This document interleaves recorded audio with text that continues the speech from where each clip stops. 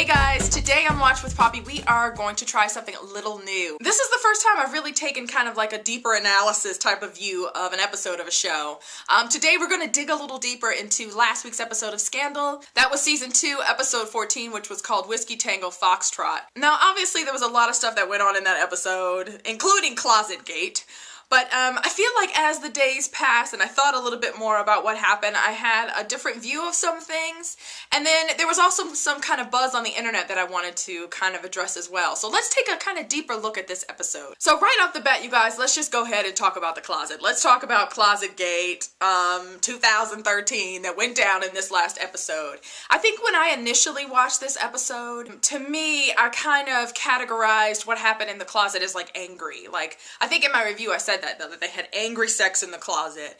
But I feel like, you know, after a couple of days of really thinking about it, it wasn't really anger. I mean, it wasn't like they were slapping each other or throwing each other around or anything like that. It was more like hunger is what it was, you know, this just like passion and just like lust that they have for each other, right? So I want to compare this same passion to something that happened to me. Let's talk about it, people. Let's talk about it. So a couple of years ago, like, this has nothing to do with sex though, so sorry.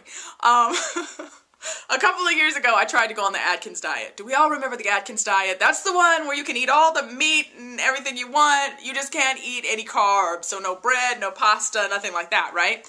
So I did the diet for, I mean, I was like on it and like no cheating for like a couple months, and I lost lots of weight, you guys. But then I started like dreaming about toast. I started having dreams about like bread and carbs. And like I was never really a big toast person like before I started this diet. But I wanted some freaking carbs so bad that I started having dreams about them. So I decided, screw it, you know, I'm gonna have pancakes tomorrow. My friends were going out to a pancake restaurant. I was like, I'm gonna go with you guys. I'm just gonna have some pancakes. It's not gonna be anything crazy. I'm not gonna like kill my whole diet just because I have pancakes one morning. Let's just say that it started with the pancakes and ended with me like basically rolling around in bread. I mean, like I just went absolutely insane once I started eating carbs again. And that's what this episode reminded me of. That's what Closet Gate reminded me of that kind of like passion for something that you haven't had in a long time. Now, another thing I want to address about the closet is that I've heard a lot of people, like a lot of grumblings, especially on Tumblr, where people are saying that they felt like Fitz was grabbing Olivia because he felt like he owned her, and there was this whole ownership aspect of it. And I didn't really see that at all, but you know, I get that because they're an interracial couple. I mean, that brings all of these like years and years of like issues and racial, you know, tension. It brings it all into their relationship, and all of a sudden every little single thing starts to mean something that it really shouldn't. Because I didn't feel like that. I mean, like he grabbed her and took her into the closet, but in the end, it was really her choice for them to progress. Because remember at the beginning, he like grabs her in the closet and he starts to try to kiss her, and then she slaps him and he steps back and he waits.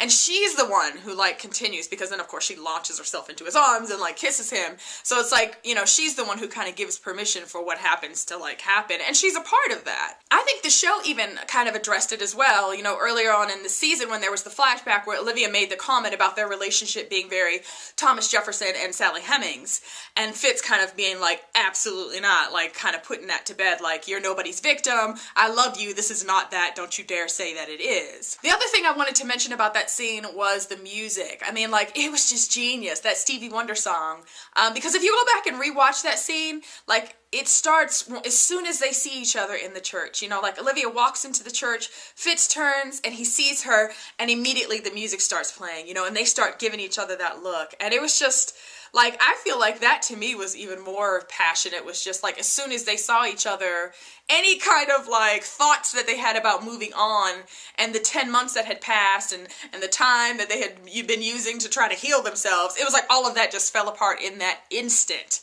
And it was just like, I don't know why I love you. And it was like the perfect song choice for that. Some of the lyrics for that, I'm gonna read just a bit of it. I don't know why I love you, but I love you. So it's kind of one of those things where it's like, look, I don't know why I love you, but I do love you, and I have to kind of admit that to myself, right?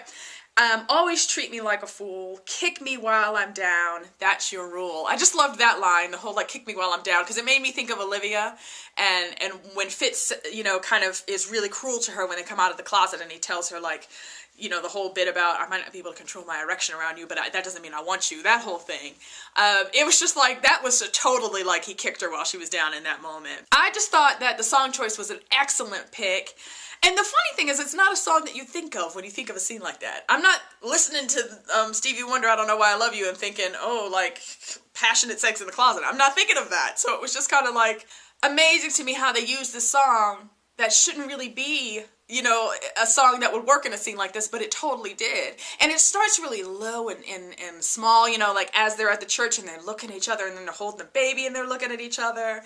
And then it continues to grow as they look at each other at the little reception, and then it's just like it explodes as they're in the closet and you hear like Stevie Wonder like howling in the background. It was just fantastic, fantastic choice of song. Okay, lastly, let's talk about Mellie, you guys. I read this great post on Tumblr, and I'm actually going to link it down below in the description box, where somebody, you know, kind of talked about the fact that Mellie was really trying to be Olivia in this episode. And I thought that was so insightful, and it was something that I didn't really catch at first.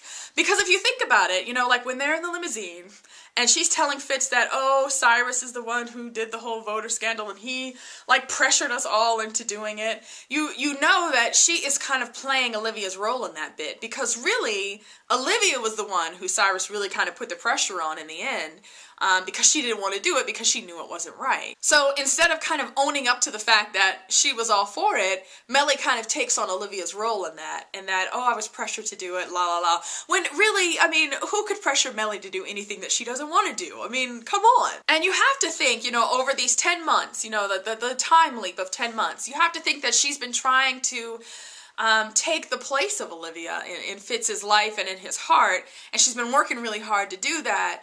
But I think we can see from both of the shower scenes that we saw in this episode that that's not really happening. And I feel like I felt really bad for Mellie this week because of that. So like in the first shower scene, you know, she's trying to like, you know, be seductive and everything like that, but it's not really having any effect on Fitz, and he's just pretty much just like, whatever. And then even the shower scene at the end when she comes back again to try again, and he yells at her to stop and really kind of scares her, and then he says, oh, I'm sorry, and tries to like, you know, comfort her. I mean, just the look on his face even is just like, just broken. You know, this man is just like, just not present with her at all. So it's like all this work that she's been doing to try to be Olivia, to try to kind of fill that space and fill that void for him, it hasn't worked, you know, at all. So it was just really sad, but I thought that that point that she made in this little post that she did was really insightful, because I didn't even think about that, you know, during that scene. I just thought, what is Mellie doing? She is throwing Cyrus under the bus, because that's what she does. Okay, guys, that's it for my first kind of in-depth look at Scandal. You guys, I'd love if you would leave me a comment and let me know if you like this, like if you'd like me to kind of do these every week. And then like, yeah, if you guys want to kind of chime in on some of the things I've talked about, I would love to hear your opinion as well. That's it for me. I will see you guys again soon. Bye.